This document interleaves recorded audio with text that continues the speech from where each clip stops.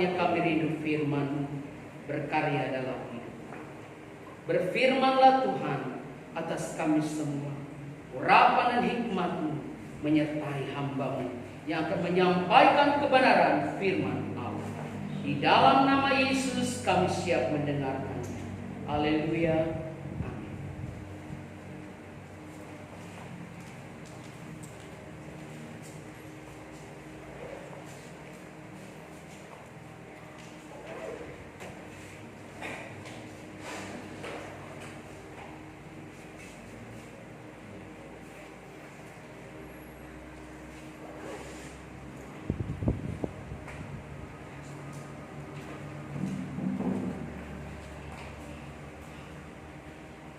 Puji Tuhan, shalom.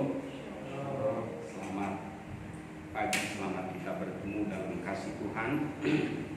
Selamat kita beribadah kepada Tuhan dalam ibadah minggu sekaligus ibadah memperingati kebangkitan Tuhan Yesus yang sudah mati di kayu salib karena menanggung segala dosa kita umat manusia.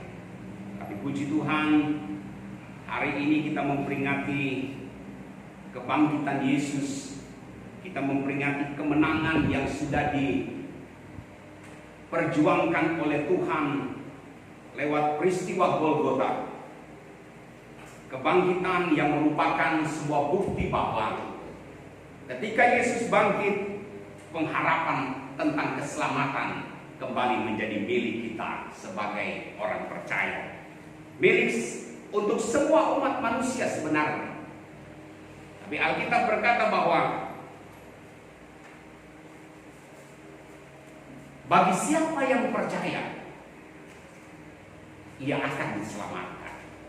Bagi siapa yang percaya, dia akan menikmati hasil dari kebangkitan Yesus Kristus. Puji Tuhan. Kita semua berdoa, saya berdoa supaya seluruh jemaat Tuhan tetap dalam keadaan sehat dan diberkati oleh Tuhan. Sekalipun kita belum bisa kemana-mana, sekalipun kita belum sebebas seperti yang dulu beribadah kepada Tuhan, bisa datang ke gereja untuk bersekutu bersama, tapi Tuhan mengajarkan kita untuk membangun mesbah doa, membangun mesbah pribadi dengan Tuhan di rumah kita masing-masing. Saya harapkan seluruh jemaat Tuhan tetap beribadah pada hari ini. Seluruh jemaat Tuhan tetap berhubungan dengan Tuhan pada hari ini.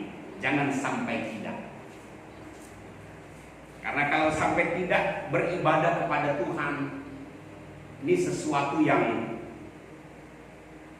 menyakiti Tuhan. Karena Dia sudah memberkati kita dengan kekuatan, dengan kesehatan, dengan penjagaan, dengan penyertaannya. Pemazmur berkata, apa yang dapat kita balas?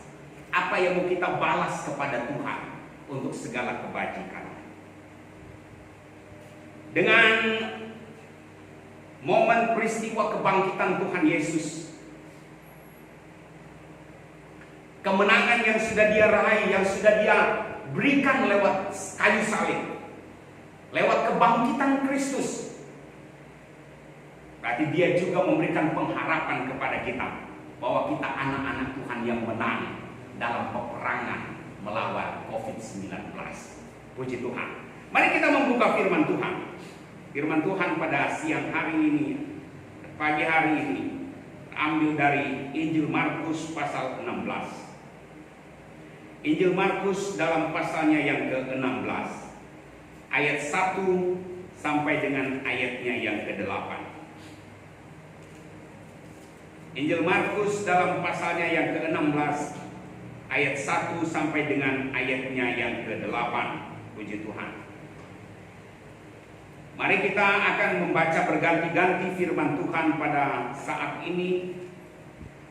Karena firman Tuhan berkata, berbahagialah orang yang membaca, yang mendengar, dan yang melakukan firman Tuhan. Markus pasal 16 ayat 1 sampai dengan ayatnya yang ke-8.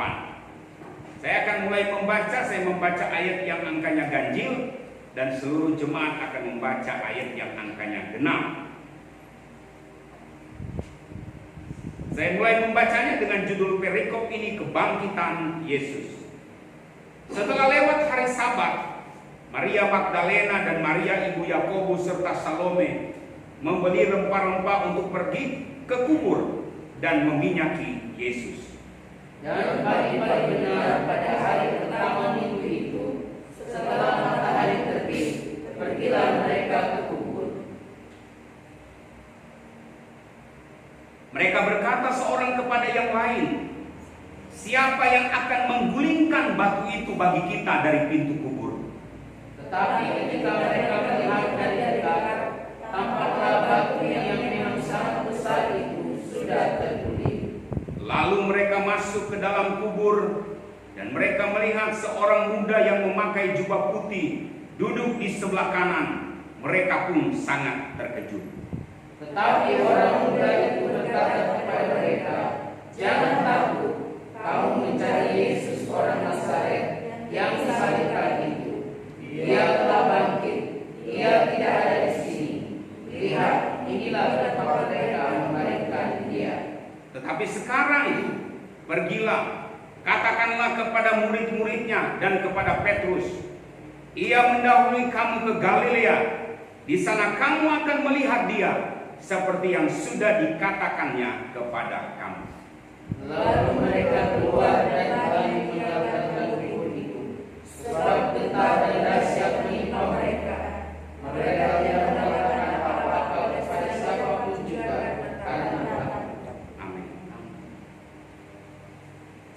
Dengan singkat mereka sampaikan semua pesan itu kepada Petrus dan teman-temannya. Sesudah itu Yesus sendiri dengan perantaran murid-muridnya memberitakan dari timur ke barat berita yang kudus dan tak terbinasakan tentang keselamatan yang kekal itu. Haleluya, puji Tuhan.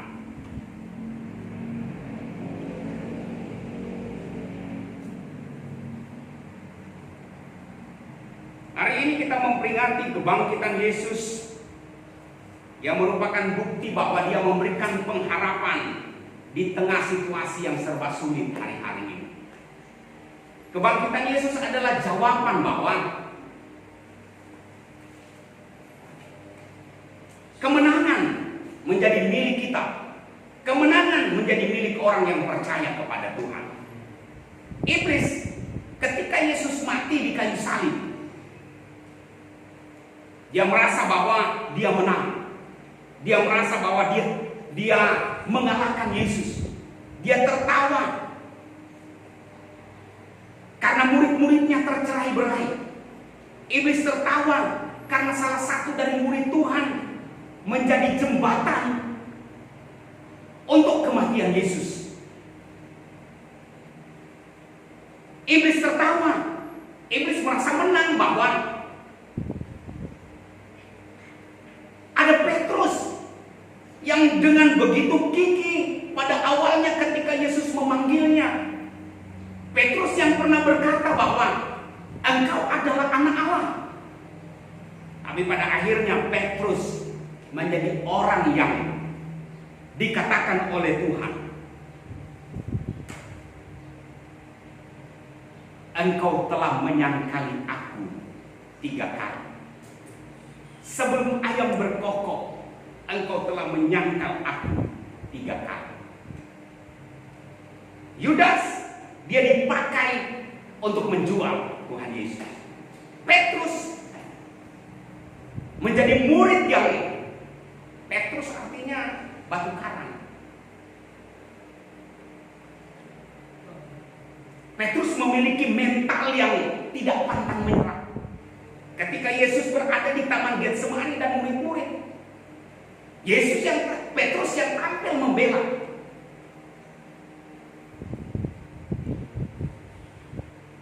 Tapi pada akhirnya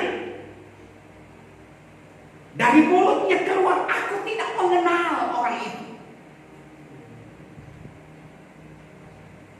Iblis merasa menang ketika Yesus mati di kayu salib. Iblis merasa menang ketika murid-murid yang lain tercerai-berai, entah kemana perginya. Sekarang ini iblis pun sementara mencoba memakai kembali jurus itu. Iblis mencoba kembali untuk memakai trik itu.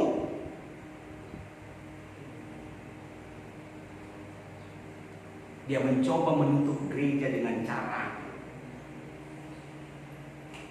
menyebarkan atau memberikan ketakutan lewat wabah COVID-19 ini. Tapi tidak bisa, kenapa?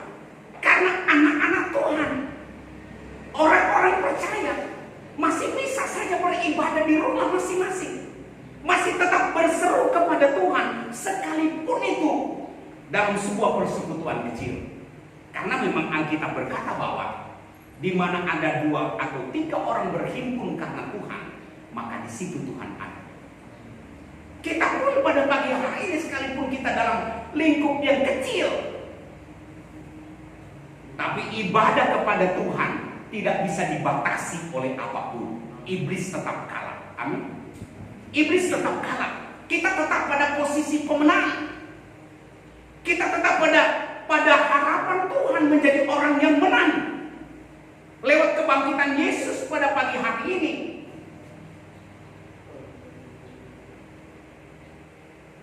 membuat kita menjadi orang yang diberkati oleh Tuhan. Sebagai orang percaya, kita harus meresponi anugerah Tuhan ini. Kita harus merespon dengan iman kebangkitan Yesus itu. Bagaimana caranya? Mari kita melihat dalam Injil Markus pasal 16 ini. Yang pertama, ayat 1 sampai dengan ayatnya yang keempat. Setelah lewat hari Sabat, Maria Magdalena dan Maria ibu Yakobus serta Salome membeli rempah-rempah untuk pergi ke kubur dan meminyaki Yesus.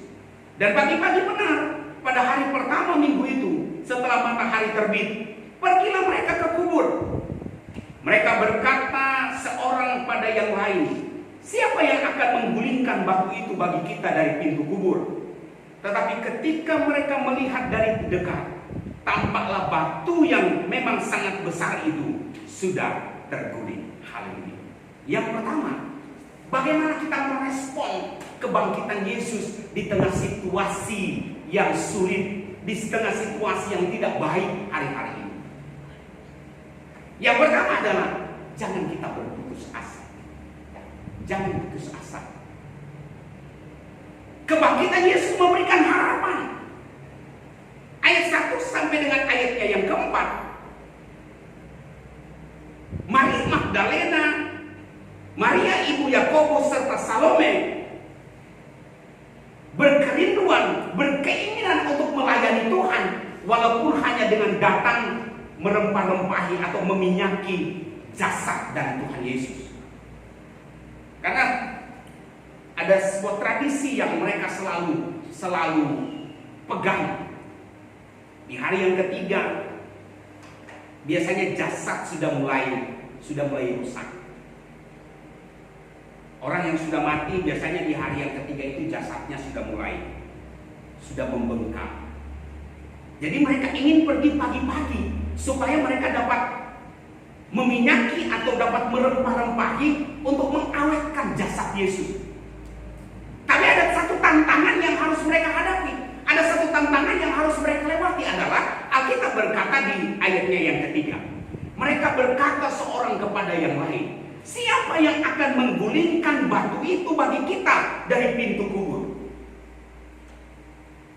Makam atau kubur dari Yesus ditutup oleh sebuah batu yang beratnya sekitar 1,5 ton sampai 2 ton beratnya. Yang pergi adalah para ibu-ibu, perempuan-perempuan. Seberapa sih tenaga mereka? Seberapa sih kekuatan mereka untuk menggulingkan batu yang begitu besar? Alkitab mencatat di ayatnya yang keempat, tetapi ketika mereka melihat dari dekat, tampaklah batu yang memang sangat besar itu sudah terguling. Batu yang sangat besar itu. Ini yang menjadi tantangan pertama mereka. Aduh, siapa yang dapat? Kita mau pergi pergi untuk meminyaki, untuk merempah-rempahi. Tapi siapa yang akan menggulingkan batu? Tapi mereka tidak berputus asa. Mereka tetap berpengharapan ada mujizat yang akan terjadi. Mereka tetap pergi sekalipun ada kendala. Sebagai anak Tuhan, COVID-19 ini menjadi kendala, menjadi batu yang sangat besar yang harus digulingkan, yang harus dimusnahkan.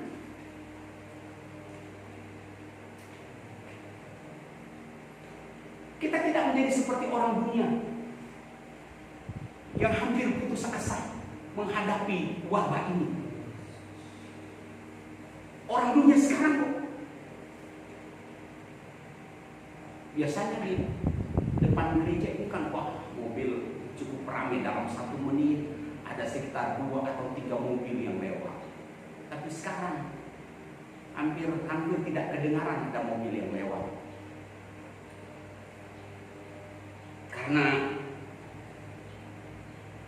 penerapan social distancing, physical distancing, apalagi sekarang ditingkatkan ke PSBB, pembatasan sosial berskala besar. Kalsel memang belum menerapkannya, masih daerah-daerah seperti DKI, Jawa Barat. Kalau kita melihat di media sosial, yang berkendaraan sepeda motor tidak boleh ada yang dibonceng. 1 sepeda motor 1 orang, dan itu pun harus pakai masker. Yang mau masuk Jakarta, kalau ada yang dibonceng, yang 1 dikasih turun. Kalau tidak pakai masker, dikasih pulang. Begitu dengan sebaliknya, yang mau masuk, yang mau keluar, sama penerapannya. Bahkan kalau kita membaca dalam peraturan yang diberikan oleh pemerintah daerah khusus DKI, melanggar aturan didenda 100 juta. Karena itu banyak orang yang hampir putus asa. Bagaimana caranya ini? Para pedagang mengeluh karena omsetnya menurun. Para pengguna, para pemakai ojek online, bahkan kendaraan-kendaraan yang dipakai untuk usaha online, tidak banyak orderan lagi. Puji Tuhan kalau dalam 1 hari ada 1 yang order. Mereka mengeluh. Semua orang mengeluh dengan keadaan ini. Tapi anak Tuhan, jangan pernah putus asa. Masih tetap ada jalan keluar. Batu yang besar itu, Alkitab katakan, batu yang begitu besar, yang sangat besar itu, bagi Maria Magdalena dan teman-temannya, tetap berpengharapan mereka pasti bisa masuk ke dalam kubur Yesus. Mereka tetap pergi. Tantangan ini tidak membuat mereka kendor atau mereka membuat pulang ke rumah saja. Nggak jadi. Tidak ada yang bisa menggulingkan batu. Tapi Alkitab berkata di ayatnya yang keempat, ketika mereka sampai di sana, tetapi ketika mereka melihat dari dekat, tampaklah batu yang memang sangat besar itu sudah terguling. Di tengah situasi yang tidak menentu sekarang, batu yang sangat besar itu tetap terguling. Ada cara Tuhan. Alkitab berkata di ayatnya yang ke-6. Tetapi orang muda itu berkata, ayatnya yang ke-5. Lalu mereka masuk ke dalam kubur dan mereka melihat seorang muda yang memakai jubah putih duduk di sebelah kanan. Mereka pun sangat terkejut. Ketika mereka melihat, wah, kubur sudah terbuka. Siapa yang membukanya? Mereka langsung masuk ke dalam. Di dalam ada orang muda yang mereka lihat. Ada seorang muda. Dia malaikat Tuhan yang dikirim untuk menggulingkan batu. Percayalah, asa, kebanyakan orang yang putus asa, kebanyakan mati bunuh diri. Rata-rata orang yang berputus asa, mereka akan mencari jalan pintas. Hampir semua orang yang putus asa. Kenapa? Karena logika mereka sudah tertutup. Logika mereka sudah tidak bekerja lagi dengan normal. Cara berpikir mereka sepertinya sudah buntu. Tapi anak-anak Tuhan, di momen kebangkitan Yesus, firman Tuhan berkata, jangan putus asa. Jangan putus asa. Masih ada harapan, dan tetap harapan itu diberikan oleh Tuhan di hari-hari yang terakhir. Yang kedua yang kita lihat,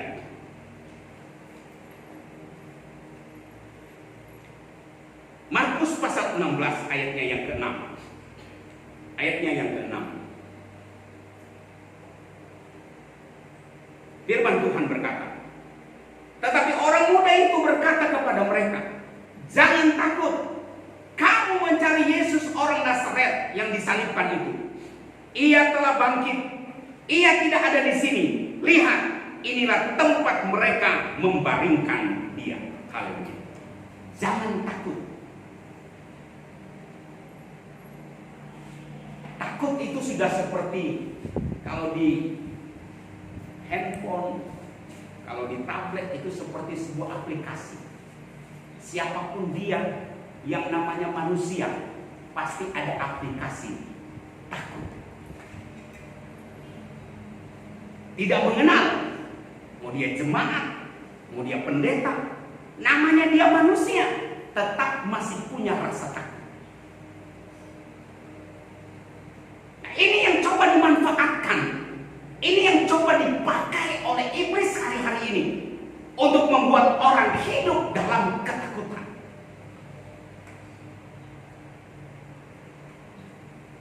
Kalau tidak takut, kita pasti melawan aturan pemerintah, social distancing, physical distancing. Ngapain sih aturan itu? Pasti kita keluar tanpa alat pengaman di diri kita. Tapi karena ada rasa takut, ada rasa was-was, ya kita pun mengikutinya. Kalau tidak ada rasa takut, mungkin setelah kita jabat tangan, kita tidak mencuci tangan. Kita harus merosokkan aja di muka. Tapi karena ada rasa takut, selesai jabat tangan, kita cuci tangan dengan bersih-bersih, pulang. Kita enak lagi. Tapi Alkitab berkata bahwa takut memang ada dalam diri kita. Rasa takut itu tetap ada dalam diri kita. Tapi jangan pernah ketakutan itu membuat kita seolah-olah tidak berdaya. Karena itu firman Tuhan katakan, jangan takut. Kamu mencari Yesus orang Nazaret yang disalibkan itu. Ia telah bangkit. Ia tidak ada di sini. Lihat, inilah tempat mereka membaringkan dia. Kebangkitan Yesus memberikan pengharapan. Kebangkitan Yesus membuang rasa takut manusia. Apa yang ditakutkan manusia di suasana wabah COVID-19? Yang mereka takutkan adalah kematian. Tidak ada orang yang mau mati di era mewabahnya COVID-19 ini. Walaupun mati dengan bukan sebagai orang positif COVID-19, mati dengan penyakit yang biasa. Tapi protokoler yang harus dilewati adalah seperti yang diterapkan oleh pemerintah. Yang boleh pergi ke kuburan itu cuma 20 orang. Itu kalau meninggal dengan sakit yang biasa. Kalau meninggal dengan terpapar dengan virus corona ini? Cukup petugas medis. Kalaupun ada dari keluarga, syukur kalau dikuburkan di kampung sendiri. Kita berdoa supaya masyarakat di bangsa Indonesia ini diberikan pengertian, diberikan kesadaran seperti yang sudah disampaikan oleh pemerintah, bahwa kalau sudah mati, virus ini ikut mati dengan jasad itu. Kita berdoa supaya tidak ada penolakan dari masyarakat, tetap menerima, karena sekarang ini kan di mana-mana, hampir di mana-mana. Yang baru-baru ini seorang perawat, seorang petugas medis mati karena COVID-19, ditolak di kampungnya. Sampai orang-orang yang menjadi provokator itu semua ditangkap. Betapa memilukan memang bangsa ini. Kita berdoa supaya situasi ini tidak akan membuat banyak orang merasa takut, khususnya buat anak-anak Tuhan. Jangan takut, kenapa? Karena kebangkitan Yesus melenyapkan ketakutan. Kebangkitan Yesus memberikan pengharapan bahwa di tengah situasi seperti ini tidak akan terpengaruh, tidak akan berpengaruh pada anak-anak Tuhan. Kita berdoa supaya kita dijauhkan dari wabah ini. Karena Tuhan berkata, kalau kita andalkan Tuhan, kalau kita bersungguh-sungguh kepada Tuhan, ini bukan sebuah ancaman. Takut kepada Tuhan. Kebangkitan Yesus membawa kita memiliki satu pengharapan. Jangan takut. Lalu yang terakhir, yang ketiga, ayatnya yang ketujuh, Injil Markus pasal 16 ayatnya yang ketujuh. Ayatnya yang ketujuh berkata begini, tetapi sekarang pergilah, katakanlah kepada murid-muridnya dan kepada Petrus, ia mendahului kamu ke Galilea, di sana kamu akan melihat dia seperti yang sudah dikatakannya kepada kamu. Yang ketiga, kebangkitan Yesus harus diberitakan. Kebangkitan Yesus harus disaksikan. Kebangkitan Yesus harus disampaikan kepada banyak orang.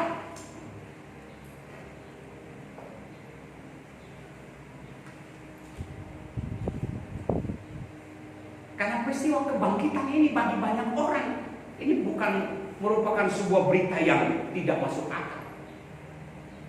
Tapi bagi orang percaya, kebangkitan Yesus adalah nyata. Bukti yang pertama, kubur yang tempat Yesus dibaringkan kosong. Walaupun tentara-tentara Romawi berusaha untuk menutup-nutupi kebangkitan itu, tapi yang nyata, kubur Yesus itu kosong.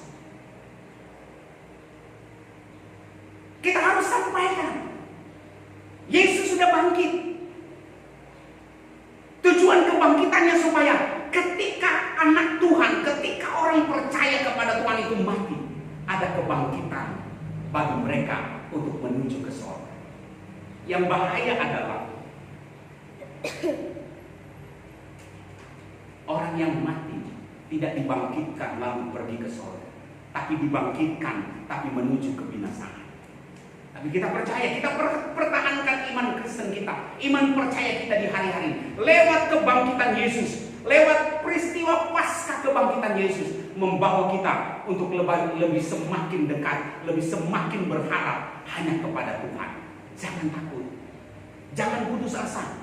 Mari kita berikan hidup kita dipakai oleh Tuhan untuk menyampaikan berita kebangkitan Tuhan Yesus.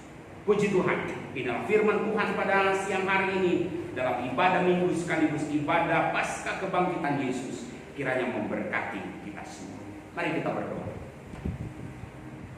Tuhan Yesus, Bapa kami di sorga, Allah kami yang ajaib, Allah kami yang setia, tak putus-putusnya kami berdoa dan berseru kepada Tuhan. Hari ini kami boleh dapat beribadah kepada Tuhan. Walaupun di rumah jemaat, di rumah masing-masing jemaat, tapi tidak mengurangi sukacita kami dalam mencari Tuhan. Tidak mengurangi keinginan, kerinduan kami untuk mencari Tuhan. Kiranya dalam ibadah kami, baik di rumah jemaat, kiranya berkat Tuhan turun atas mereka semua. Kiranya berita firman Tuhan memberkati mereka. Firman Tuhan termeterai di dalam hidup kami. Roh Kudus tolong kami semua. Roh Kudus bela kami semua. Biar kiranya firman Tuhan ini akan bertumbuh, berbuah, buat hormat dan kemuliaan bagi nama Tuhan. Terima kasih Bapa yang baik. Jadikanlah kami bukan hanya sebagai pendengar saja, tapi kami menjadi pelaku-pelaku kebenaran firman Tuhan. Di dalam berkat nama Tuhan Yesus Kristus, kami mengucap syukur dan kami berdoa. Haleluya, puji Tuhan. Amin.